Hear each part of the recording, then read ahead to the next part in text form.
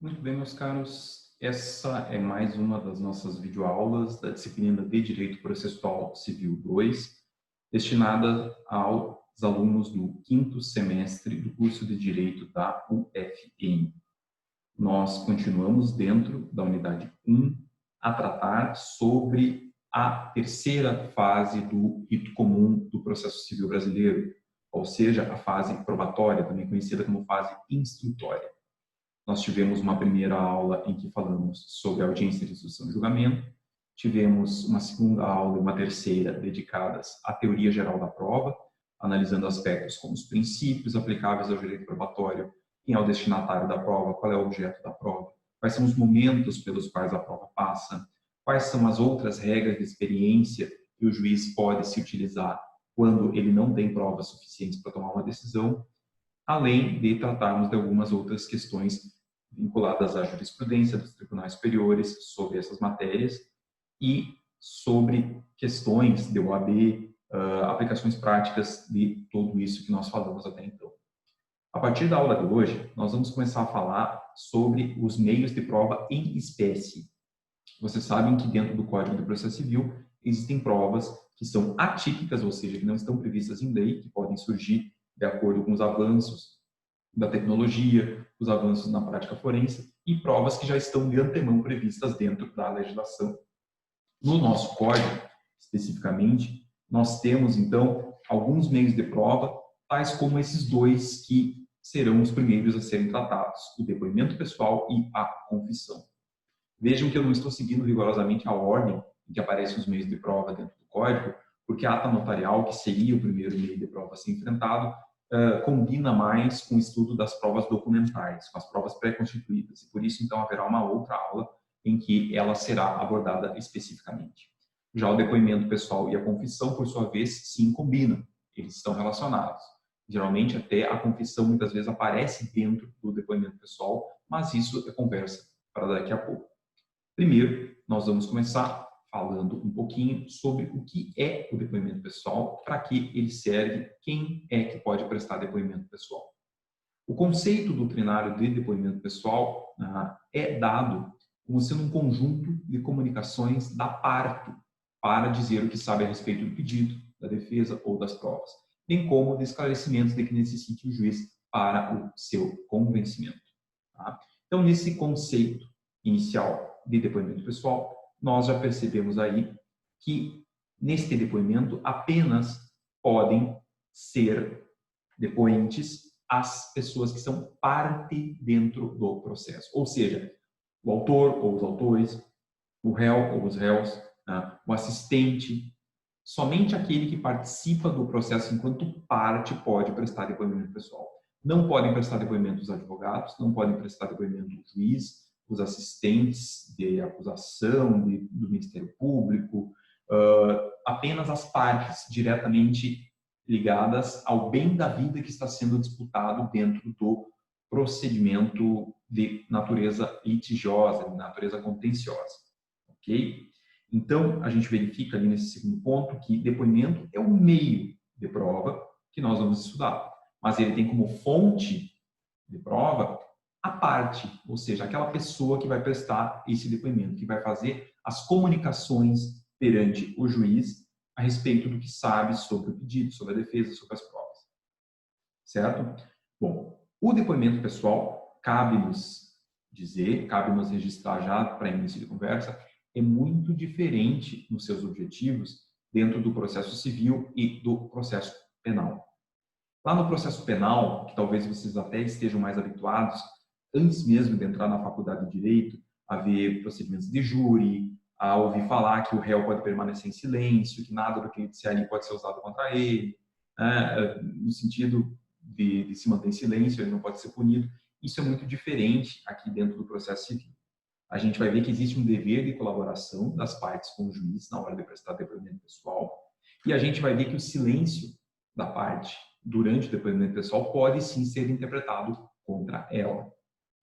Além disso, existe um objetivo bastante distinto no processo penal e no processo civil em relação a esse ponto. O depoimento pessoal nas ações criminais, lá no processo penal, é uma das últimas coisas a acontecer. A pessoa só depõe depois que as testemunhas falam, depois que a acusação se manifesta. E aí ela usa o depoimento pessoal como meio de defesa, uma forma para ela tentar convencer o juiz da inocência dela, certo? Essa não é, na verdade, a situação que acontece aqui no processo civil. O depoimento pessoal existe no processo civil, de certa maneira, muito mais para prejudicar a parte que depõe do que para favorecê-la. Por quê? Porque um dos maiores objetivos do depoimento civil é a pessoa obter uma confissão da outra que está prestando depoimento. O juiz vai tentar, a parte contrária vai tentar, por meio de perguntas, fazer a pessoa que está depondo se contradizer. Contradizer aquilo que está na sua petição inicial, contradizer aquilo que está na sua contestação. Né? O principal objetivo, portanto, a gente pode dizer, no depoimento pessoal, é obter a confissão de quem está depondo. Tá? A gente não aproveita, nesse sentido, aquilo que for favorável ao depoente. Aquilo que o depoente chega para o juiz e diz, né, a seu favor, ou a pessoa vai lá e chora para o juiz para contar a história dela, para tentar convencer, tenta persuadir o juiz, isso aí de nada tem proveito. O que está alegado no depoimento tem o mesmo peso de uma alegação da petição inicial, tem o mesmo peso de uma alegação feita em sede de contestação. Ou seja, para essa alegação ser tomada em conta, ela precisa ser provada por outra forma que não o próprio depoimento. O depoimento pessoal, portanto, é, de alguma maneira ou de outra, uma extensão da própria petição inicial, no caso do autor, ou uma extensão da própria contestação, no caso do réu. Tá? É a parte que falou por escrito e agora está falando verbalmente. É a parte que falou por escrito na defesa e agora está falando verbalmente. Então, não há como se entender que seja possível a gente tomar o depoimento como prova que favoreça a própria autora, a própria parte ré. Tá? O depoimento ele só vai gerar efeito naquilo que for contra o interesse. É por isso, inclusive, que a gente vai perceber que no processo civil brasileiro não existe a possibilidade do próprio advogado da parte autora ou do próprio advogado da parte ré fazer perguntas para o seu constituinte, para a pessoa que o contratou. Tá? A pergunta sempre vem do juiz ou da parte contrária, porque o depoimento não cabe, né, cansar de repetir aqui, serve apenas contra a pessoa que está depondo. Tá? Ele vai ter, além desse objetivo, alguma finalidade de complementação daquilo que foi dito, daquilo que foi mencionado ali para o juiz e que está no processo e que o juiz quer entender um pouco melhor, no sentido de esclarecimento, mas não de prova autônoma por si só. Ok? Então, o depoimento nunca vai servir como único meio de prova. Ademais, é proibido a pessoa requerer o próprio depoimento. É uma prova que só pode ser requisitada, só pode ser pedida pela parte contrária ou de ofício, pelo juiz. E é justamente isso que a gente vê nessa outra lâmina, nesse outro slide aqui do PowerPoint, que é a diferença entre depoimento e interrogatório. Tá? O depoimento é o nome que a gente normalmente utiliza quando o depoimento pessoal foi provocado, ou seja, foi requerido pela parte contrária. Quando o réu pede o depoimento do autor, a gente chama de depoimento pessoal. Quando o autor pede o depoimento do réu, a gente chama de depoimento pessoal. Agora, quando é o juiz que determina de ofício, ou seja, sozinho, o depoimento de uma das partes, seja do autor, seja do réu, das duas, a gente chama esse ato de interrogatório. É a nomenclatura, então, que serve para diferenciar o depoimento de acordo com quem tomou a iniciativa de produzi-lo dentro do processo, tá certo? Então, o juiz, quando insta as partes pessoalmente a virem até a sua frente, numa audiência de instrução de julgamento, para prestar depoimento, está procedendo a um ato de interrogatório. Tá? Interrogatório e depoimento são, na verdade, apenas duas formas diferentes de chamar o mesmo meio de prova, que é o depoimento pessoal, que é o que nós estamos estudando aqui nesse primeiro momento da aula de hoje. Tá? Repito, ali no final, no terceiro ponto desse slide, a informação já dada ali atrás, de que não existe depoimento requerido pela própria parte que depõe. Tá? Em filmes americanos, em seriados americanos, vocês já devem ter visto que as pessoas às vezes se reúnem com seus advogados e, né, avaliam se cabe ou não cabe prestar depoimento, se a pessoa vai ou não vai se expor, se ela vai chorar, se ela não vai chorar na hora, se ela vai, né, impressionar o juiz, ou é melhor ela ir, ou é melhor ela não ir. Isso no Brasil nem se cogita, porque ninguém, repito, pode tomar a iniciativa de, por conta própria, ir prestar um depoimento do juiz. Isso só acontece quando há uma convocação, tá? Seja a pedido da parte contrária, seja por decisão do próprio juiz de ofício. Outra característica importantíssima que a gente extrai do depoimento pessoal, na forma como ele é regulado dentro do Código do Processo Civil brasileiro, é o seu caráter personalíssimo. E nisso também o direito brasileiro se diferencia daquilo que a gente vê acontecer no direito americano. Tá? Por quê? Porque aqui no Brasil eu não posso dar poderes para outra pessoa falar em meu nome se eu fui instado a prestar um depoimento pessoal. Eu não posso dar poderes nem para o meu próprio advogado e nem para outro representante. Tá? É apenas a própria pessoa da parte, o réu, que podem prestar esse depoimento. Se a parte for menor, se ela for uma criança, né, geralmente até vai se evitar qualquer provocação no sentido de que ela tem que participar da audiência. Por isso não é normal que a gente faça depoimento pessoal de pessoas incapazes. Mas, sendo a pessoa capaz, apenas ela e somente ela que pode prestar esse depoimento. Inclusive, pessoal, nesse sentido, ela não pode mandar por escrito o seu depoimento. Ela não pode mandar um vídeo com o seu depoimento. E tampouco ela pode vir e ler alguma coisa a título de depoimento. Tá? O máximo que o juiz permite para uma pessoa que está prestando depoimento pessoal é a consulta a breves anotações, certo? Ela pode consultar, por exemplo, um número de telefone no celular que ela não lembra. Ela pode dar uma olhadinha na agenda dela para ver que dia aquele da semana, o que ela estava fazendo. Ela pode dar uma olhadinha, então, para lembrar de pequenos fatos que a gente não é obrigado a saber de cor. Mas ela não pode chegar com um roteiro, um script pronto, feito pelo seu advogado, por quem quer que seja, com respostas, com afirmações que ela vai fazer na frente do juiz. Certo? O depoimento pessoal no processo civil brasileiro ele tem que ser um momento ao vivo, oral, em que a própria pessoa se manifesta respondendo ou não aquilo que for perguntado pelo juiz ou pelo advogado da parte contrária. Certo? A gente não tem, portanto, a possibilidade de delegar isso a quem quer que seja ou de transformar esse ato num roteiro pré-estabelecido. Isso é muito importante de se entender. Agora, como é que a gente faria um depoimento pessoal se a pessoa é jurídica? Uma empresa, uma associação, uma fundação, uma entidade pública. Será que existe depoimento de pessoa jurídica? A rigor, parte da doutrina entende que não é possível se tomar um depoimento pessoal de uma pessoa jurídica, porque esse meio de prova seria destinado apenas a pessoas naturais. Entretanto, a doutrina e a jurisprudência foram avançando ao longo dos anos e hoje em dia quase tudo que é possível a uma pessoa natural também é possível a uma pessoa jurídica. Vocês sabem, por exemplo, que hoje em dia uma pessoa jurídica, uma empresa, pode pedir gratuidade judiciária. Uma pessoa jurídica, uma empresa, pode sofrer dano moral, e isso é reparável pela via judicial. Uma pessoa jurídica pode até cometer alguns crimes previstos lá na legislação penal esparsa.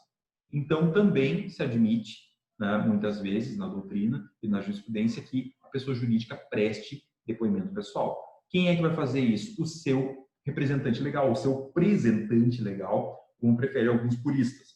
O Ponce de Miranda é um dos autores clássicos do direito civil que gosta de utilizar essa expressão, presentante legal, para se referir à pessoa que tem o poder de falar em nome da pessoa jurídica.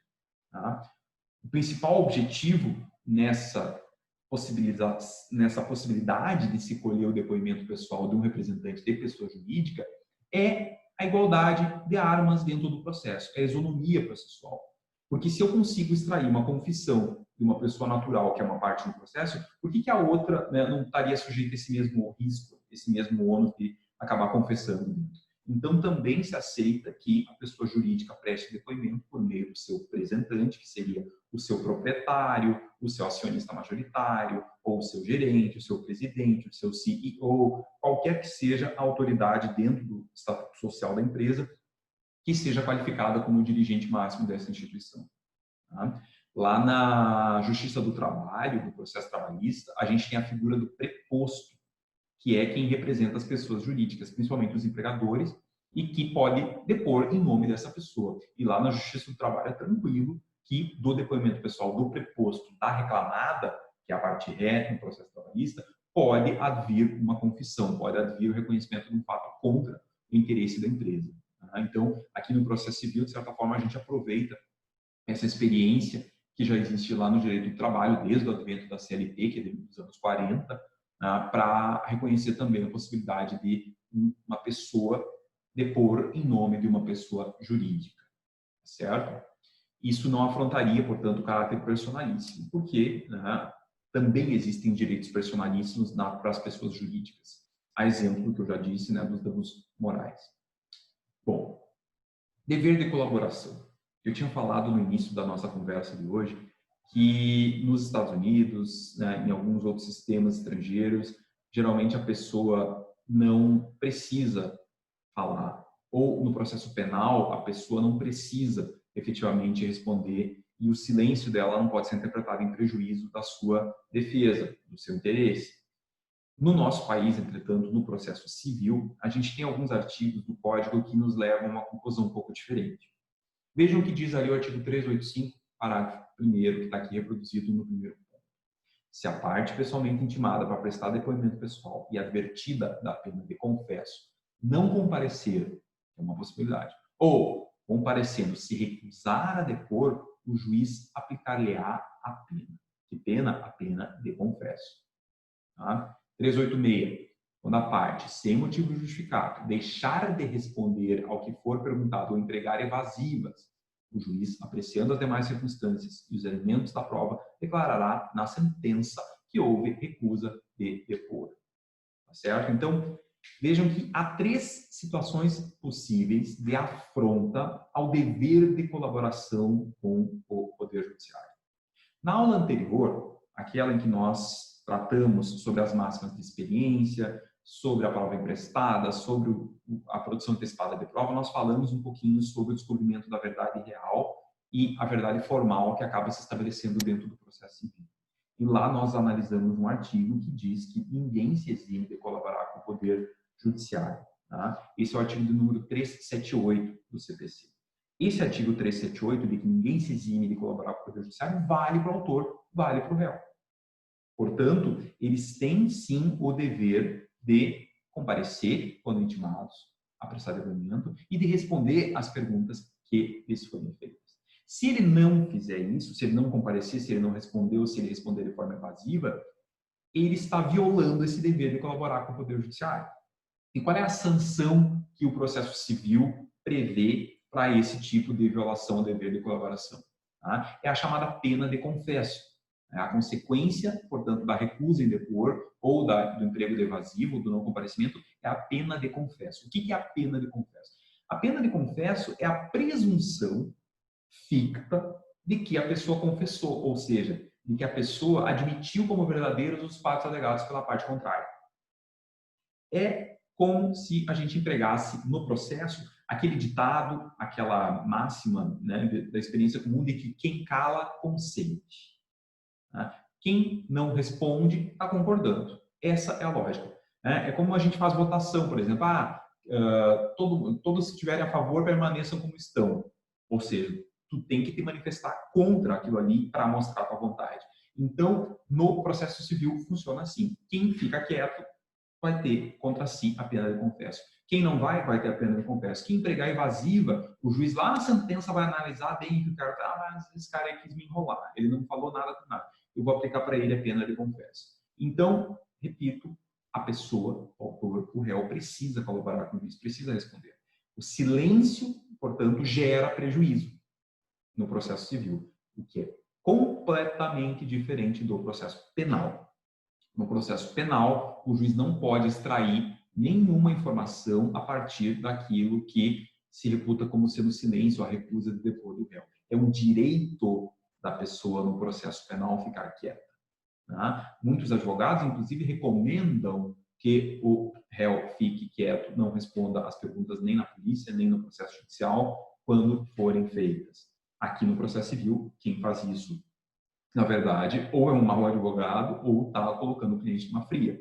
Porque se o juiz fez uma pergunta, é dever dele responder. Senão ele vai sofrer automaticamente. Ou seja, pior do que isso não fica.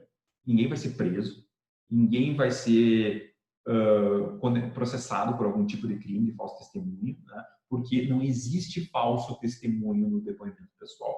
Falso testemunho é um crime que apenas se aplica à prova testemunhal, como a gente vai estudar mais adiante naquele meio de prova específico, certo? Então, meus caros, né, vocês veem aí que esse dever de colaboração, quando é ofendido de uma forma ou de outra, acaba gerando a mesma consequência. Tá? A única diferença do artigo 386 é que essa análise da evasiva, essa recusa, né, em responder às perguntas, se não for absoluta, como ocorre nos casos do 385, que a pessoa não veio depor ou diz que não vai responder nada, quando essa recusa é mais educada, digamos assim, mais enrolada, ela vai ser analisada em sentença, e lá na sentença ele vai acabar aplicando a mesma pena da recusa de depor, que é a pena de confesso. Então, podemos dizer que nas três circunstâncias o resultado é o mesmo, se o juiz assim entender necessário. Tá? Bom, existem, entretanto, algumas situações previstas na legislação que permitem que a pessoa se recuse a depor. Seriam, estes casos, algo como uma legítima defesa, uma excludente de ilicitude, certo? Então, há situações legalmente previstas, no caso, no artigo 388 do CPC, que permitem que a pessoa cale, que não responda, que diga que não é possível responder a um questionamento durante um depoimento pessoal, certo? O artigo 388, então, tem uma listinha com 4 itens, certo? Mas ele ressalva já de antemão, no parágrafo único, lá no final, que essa disposição, que essa recusa de depor, nesses casos aí, não valem para ações de Estado e para ações de família. Quando a questão é de direito de família, toda a verdade tem que aparecer. E aí não adianta alegar que isso eu não posso falar, isso eu não posso. Não, em direito de família tem que falar tudo. A mesma coisa nas questões de Estado. O que são questões de Estado? Questões de Estado civil, questões ligadas a matrimônio, né, separação, reconhecimento de união estável, questões ligadas ao nome, né, quando a pessoa quer trocar de nome na justiça, e por aí vai. Então, ações de Estado e ações de família não permitem recusa de depor. Nas demais ações em que os direitos são disponíveis, sim, existe essa legítima defesa, entre aspas, essa excludente de ilicitude, ou quando é legítimo, portanto, não responder. Que casos são esses? Estão ali descritos. Primeiro, quando a pessoa, no seu depoimento, tem que falar sobre algo que ela fez que é considerado criminoso ou que, né, considerado torpe. O que é torpe? É algo assim negativo, algo pejorativo, algo que, né, depois contra a honra da pessoa, algo de que ela tem muita vergonha de ter feito. Tá? Então, quando a pessoa, no seu depoimento pessoal, é questionada, por exemplo, sobre a sua conduta sexual em relação a determinado fato, quando ela é questionada sobre o seu passado, quando ela era, sei lá, né, traficante de droga, quando ela tinha, sei lá, lavado dinheiro para não sei quem, ela foi laranja. Então, ela não precisa falar sobre esses fatos no processo civil. Tá? Então, fato criminoso, fato torpe, não é obrigação da pessoa se manifestar sobre ele. Ela pode alegar, não, sobre isso eu não posso manifestar porque isso eu entendo que pode me incriminar. Esse primeiro permissivo, portanto, de recusa de depor, ele tem ligação com aquele princípio constitucional que a gente também viu na aula passada, que é o princípio de não autoincriminação. Então, a pessoa não é obrigada nunca a falar sobre algo que impute uma responsabilização penal ou que lhe gere uma grave violação de honra. O segundo ponto, a segunda hipótese em que é possível se recusar a depor, tem relação com sigilo profissional, sigilo do ofício, sigilo, né, que a pessoa seja obrigada a guardar em razão de algum dever ético profissional que ela possua. Eu não posso chamar um psicólogo, né, para ele falar sobre questões dos pacientes dele. Eu não posso extrair de um advogado questões sobre os seus clientes. Eu não posso perguntar para um padre, né, coisas que as pessoas confessaram para ele lá no confessionário. Então, sempre que se tem algum sigilo profissional, algum sigilo de ofício, isso é protegido pelo CPC. A pessoa não é obrigada a falar sobre ele no depoimento pessoal. Tá? O inciso terceiro aumenta um pouco o primeiro, né, que falava dos fatos criminosos, dos fatos torpes, e já fala em desonra, né? Ou seja, algo né, mais amplo e abrange não só a própria pessoa, a desonra dela própria, mas também a desonra do seu marido, da sua mulher, do seu companheiro, da sua companheira ou de algum parente em grau sucessível. O que é parente em grau sucessível? São as pessoas que podem receber herança dela. Quem é que pode receber herança? Isso o direito das sucessões nos ensina. Qualquer ascendente, ou seja, pai, avô, bisavô, trisavô, e qualquer descendente, filho, neto, bisneto, trineto, e qualquer colateral até o terceiro grau, ou seja, irmãos, tios e sobrinhos. Primo já é quarto grau. Primo não é sucessão, né? Não tem sucessão. Então, não posso, digamos assim, me recusar a falar algo porque desonraria o meu primo. Agora, se algo desonra o meu tio, meu sobrinho, meu irmão, eu posso dizer, não, isso eu não vou falar porque vai afetar a honra do meu tio, do meu sobrinho, do meu irmão. Então, esse aqui é o limite aí que o inciso terceiro dá para essa recusa, né, quando o fato está relacionado a alguma situação desabonatória da honra de alguém da família. Tá?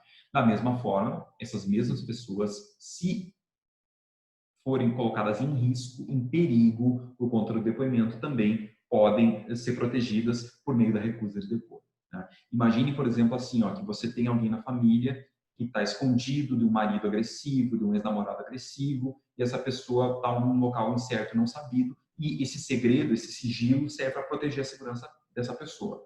Porque o ex-marido, esse ex-companheiro, ele vai matar ela se ele descobrir onde é que ela está. Então, aí vem no processo alguém pergunta, tá, mas e onde é que está a fulana? Não, isso eu não posso dizer. Por quê? Porque ela corre risco de vida. Essa pessoa é minha irmã, essa pessoa é minha tia, essa pessoa é minha sobrinha, minha mãe, minha filha, e ela corre risco de vida se eu revelar o paradeiro dela. Então, esse que seria um exemplo prático da hipótese do artigo 388, inciso 4º.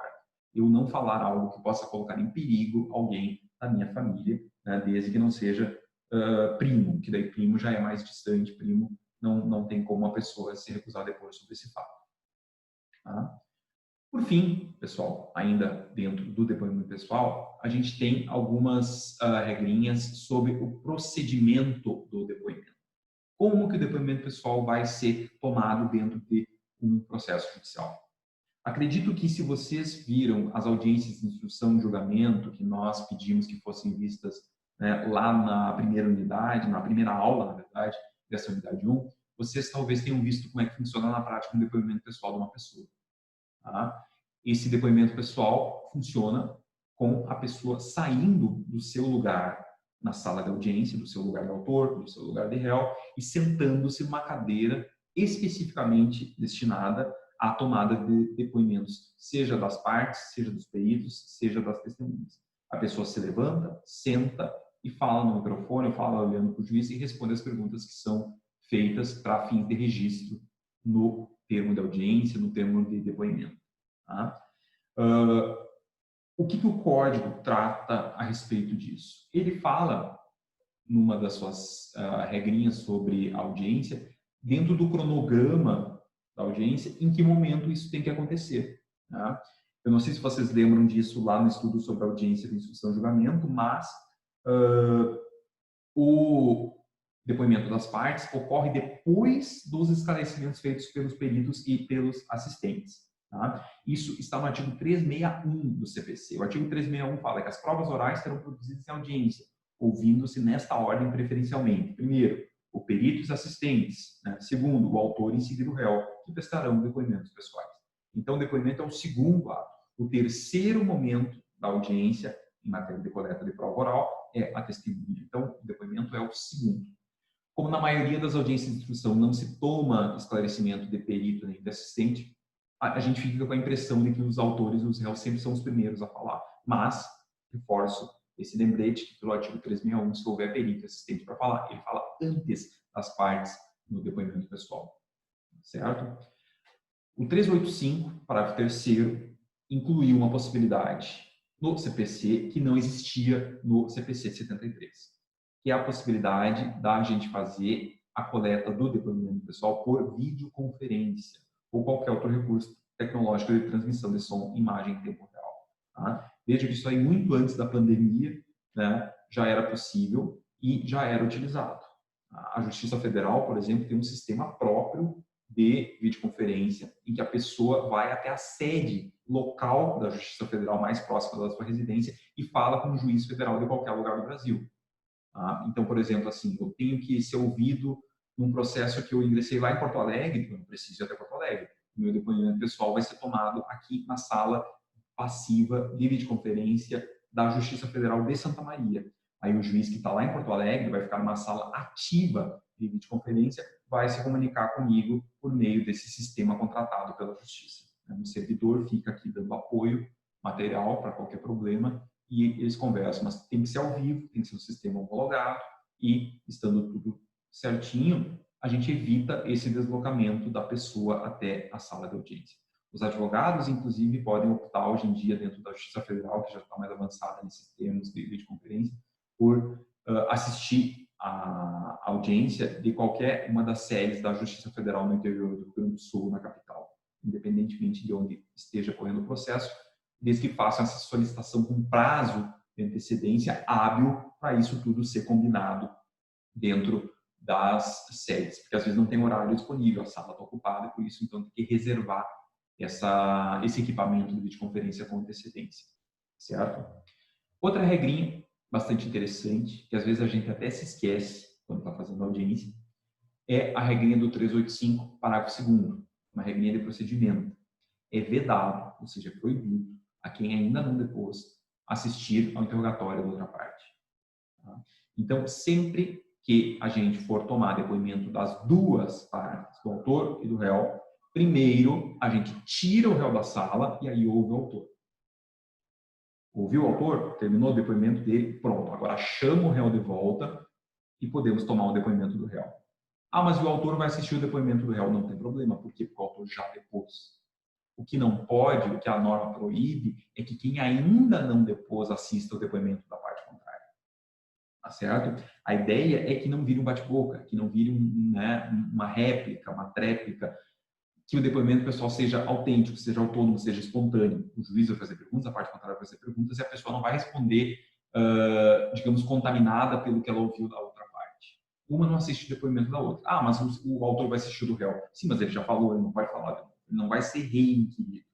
A gente não faz acariação, que é colocar autor e réu um contra o outro para falar ao mesmo tempo.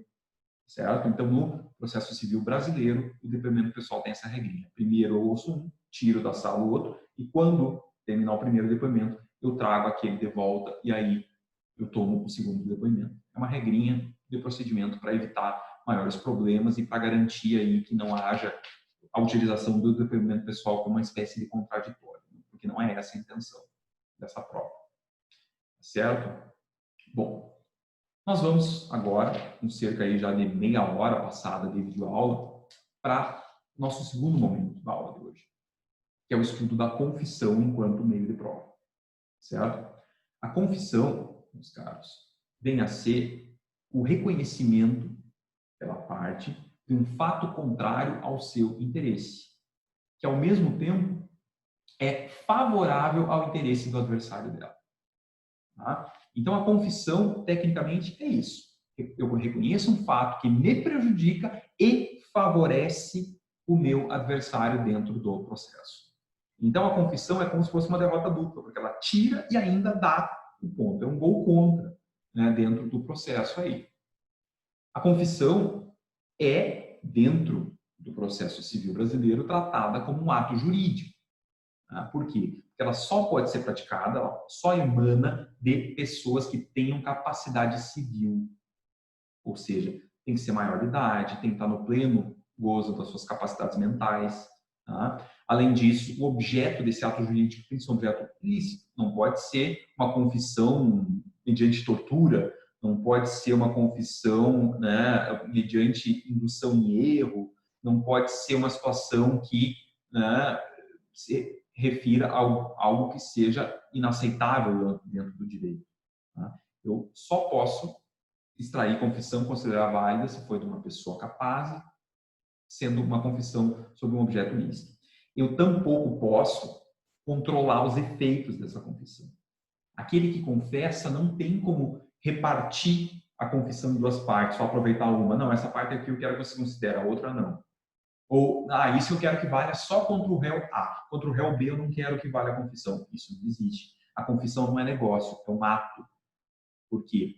É um tipo de ato jurídico, em sentido amplo, que não é controlável pela parte, que não é negociável, que não é modulável nos seus efeitos. Tá? Uma vez colocada a confissão dentro do processo, ela toma pernas próprias, ela foge ao controle da pessoa que a colocou no mundo. Tá? A confissão é muito diferente de uma situação que pode até ser confundida por vocês, que é o reconhecimento do pedido. Tá? Quando a gente estuda as formas de extinção do processo, a gente aprende que uma das maneiras de extinguir um processo com resolução de mérito, tá? Resolvendo o conflito, é o reconhecimento do pedido do autor, reconhecimento da procedência do pedido. Nesse caso, no reconhecimento da procedência do pedido, sim, a gente tem um negócio jurídico, a gente tem um negócio jurídico processual a rigor.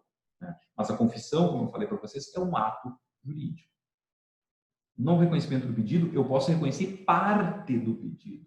Eu posso, por exemplo, eu reconheço o dano material, mas não reconheço o dano moral.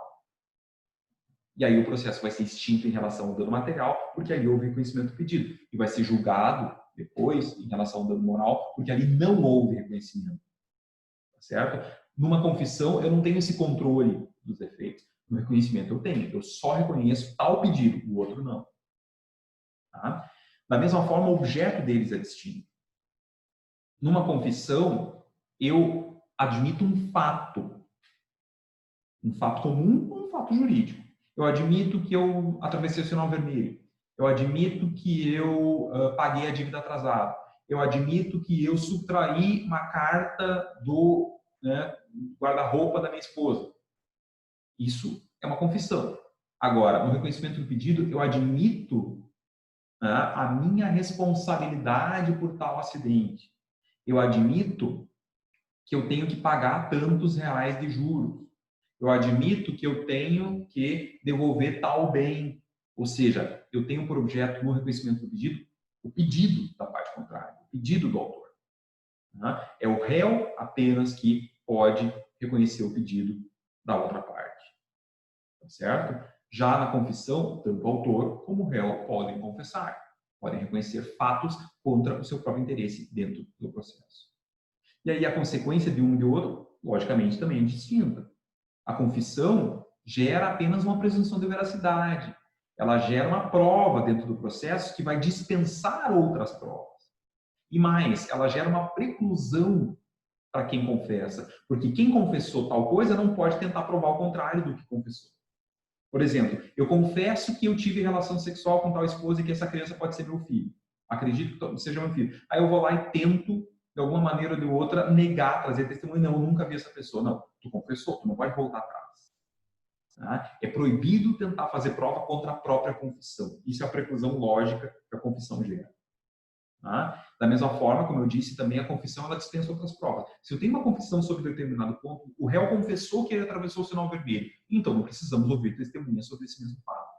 Não precisamos fazer uma perícia a respeito de um fato que foi confessado por uma parte. Então, a confissão ela coloca um ponto final já naquele ponto. Ele deixa de ser controverso. Okay? Já o reconhecimento do pedido tem outro efeito.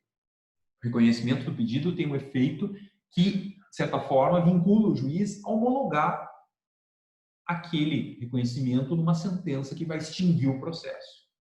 Uma confissão não implica extinção do processo, o processo segue, só que ele vai ter uma prova bem robusta ali, em um determinado sentido, favorecendo a tese da parte contrária àquela que confessou. Já no reconhecimento do pedido, acabou. Aquele ponto que foi objeto do reconhecimento vai ser extinguido, vai sofrer extinção sem resolução de mérito, por meio de sentença que vai homologar esse fato acontecido dentro do processo. Por isso, então, são situações bastante distintas, as duas, a confissão e o reconhecimento do pedido. Tá? A gente tem, dentro da doutrina e do próprio código, uma preocupação muito grande com temas relacionados às espécies de confissão que existem. Certo? A gente vai ver que a confissão pode ser explicada como uma confissão ou espontânea ou provocada. O que seria isso? A confissão espontânea, meus caros, é aquela confissão que aparece sem uma provocação, sem um fato que tenha constrangido a pessoa. Ela simplesmente confessou. Ela estava falando de outro assunto e, de repente, ela reconheceu um fato que é contrário ao seu interesse. Né? Ela estava fazendo, sei lá, um registro na sua rede social, na sua casa, ou numa gravação, e ela admite um fato contrário, e aquilo ali depois é usado contra ela. Né? Já a confissão provocada, pelo contrário, é aquela confissão que foi tirada da pessoa. Ela estava na audiência, ela estava prestando depoimento pessoal e ela foi instada a confessar. Tá? Nem sempre a confissão ocorre no depoimento pessoal. No segundo ponto ali a gente vê que a confissão pode ser judicial ou extrajudicial. Confissão judicial é a que acontece na frente do juiz. Tá? Ou ela vem por escrito, ou ela vem falando, mas ela acontece na frente do juiz. Agora, a confissão pode ser extrajudicial. Essa admissão de um fato contrário ao interesse da pessoa pode advir justamente de uma situação fora do processo, que não tenha relação direta com o processo, que vai ser aproveitada dentro do processo. Tá? Hoje em dia, pessoal, uma das maiores fontes de confissões extrajudiciais, espontâneas, são as redes sociais. A pessoa fala da sua vida, expõe sua vida lá no Instagram, expõe sua vida no Facebook, antigamente era no Orkut, né? E a outra parte pega essa informação e usa dentro do processo. Tá? Por exemplo, o sujeito está postulando uma aposentadoria por invalidez contra o INSS. E aí, tu olha o Instagram dele, ele está malhando todo dia na academia. O sujeito é militar e ele alega que ele tem direito a se reformar. E aí tu vai lá também no Instagram do cara, no Facebook do cara, ele está participando de rodeio em CTG. Tá? Então, se ele alegou que ele tinha uma incapacidade física, por que ele está se expondo daquele jeito? Então, a pessoa alega que é pobre, que é gratuidade judiciária, mas aí tu vai lá na rede social dela e vê que ela está viajando para a Europa todo ano. Tá? Então, essas confissões espontâneas, extrajudiciais, orais ou escritas que aparecem nas redes sociais são confissões, são provas que podem ser usadas contra a pessoa. Ela está admitindo algo contra o interesse dela dentro do processo. Talvez aí esteja a maior riqueza, né, de casos que a gente vê aí de confissões sendo utilizadas dentro do processo, certo? Além disso, como a gente viu, então, espontâneo ou provocado, judicial ou extrajudicial, a gente vê, então, que essa confissão pode vir por escrito, pode ser registrada num documento, ou ela pode ser falada. Tá? Ela pode ser falada durante o depoimento pessoal, durante uma resposta a uma pergunta que o juiz fez, ou mesmo num vídeo, mesmo de alguma outra forma. A confissão sempre vai aparecer em outro meio de prova. A confissão ou vai aparecer num documento, ou vai aparecer num depoimento pessoal. Tá? Então, ela vai se materializar, na verdade, por meio de outro meio de prova. Por isso que, de certa forma, é um pouco difícil de entender ela enquanto meio de prova autônomo, porque ela sempre aparece em outras provas. Tá? Mas, né, repito, ela pode ser oral, pode ser escrita, porque qualquer forma como ela se manifesta é válida. Tá? Por que ela pode ser real e pode ser fic? Primeiro, ela seria real quando ela acontece por vontade da pessoa. A pessoa emitiu aquela vontade, ela falou aquilo que é contra o interesse dela. Tá? Agora, a confissão ficta, na verdade, é uma pena que o juiz aplica contra a pessoa que não quis falar. Tá? É uma presunção extraída do silêncio dela.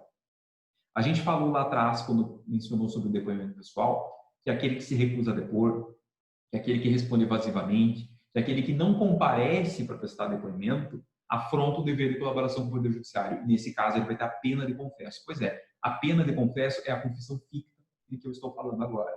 Tá? É uma confissão de mentirinha, uma confissão de faz de conta, uma confissão que o juiz entende que aconteceu porque houve recusa em depor, porque houve não comparecimento no depoimento, porque houve uma resposta evasiva às perguntas que foram feitas no depoimento pessoal.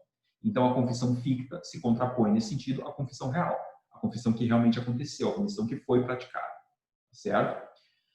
Por fim, a gente tem ali uma breve comparação entre a confissão simples, a confissão qualificada e a confissão complexa. Tá? Nesse caso aí, nós estamos abordando, digamos assim, a complexidade, os graus de complexidade e de qualificação dessa confissão. A confissão simples é aquela confissão que simplesmente a pessoa reconhece determinado fato. Ah, tal fato, isso, isso, isso. Eu reconheço que está errado. Confissão qualificada já é aquela que vai demonstrar um aprofundamento maior. A pessoa reconhece um fato e dali ela extrai uma consequência jurídica para aquele reconhecimento.